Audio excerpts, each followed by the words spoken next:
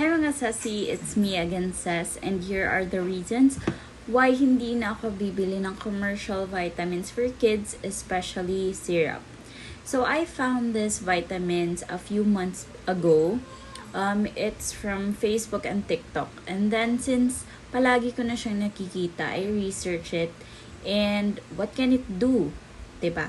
So for me, when I look for my kids' vitamins, I usually look into vitamins that focuses on growth, for the height, brain, appetite booster, and for the immune system na din.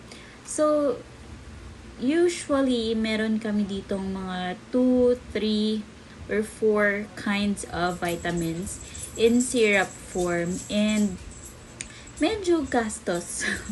Oo, but then I found this vitamins. Eto pala siya, guys. It is Yogami. So, eto siya. This is a multivitamin. So, lahat ng hinahanap ko is andito na po sa isang bottle na to. So, it is a vitamins in gummy form. So, hindi lang siya beneficial for your kids, but also, ma-excite silang mag-take ng vitamins kasi para lang silang kumakain ng candy. Para lang silang kumakain ng gummy bears. Ganon. But, it is healthy. So, within 2 months, yes, 2 months na po siyang nagtitake ng ganito, yung anak ko. And, nakikita ko po yung the way na nag-improve yung pagkain niya.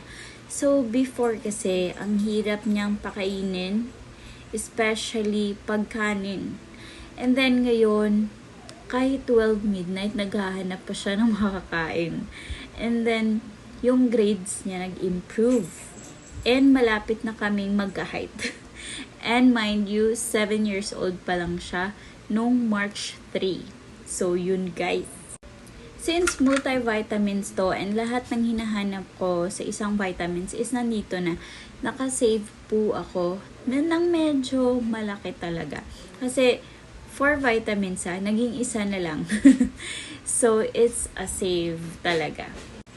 Naging active din yung anak ko. Mahilig na siya sa sports. And if magkakasakit man siya, ilang araw lang, 2 days, ganun.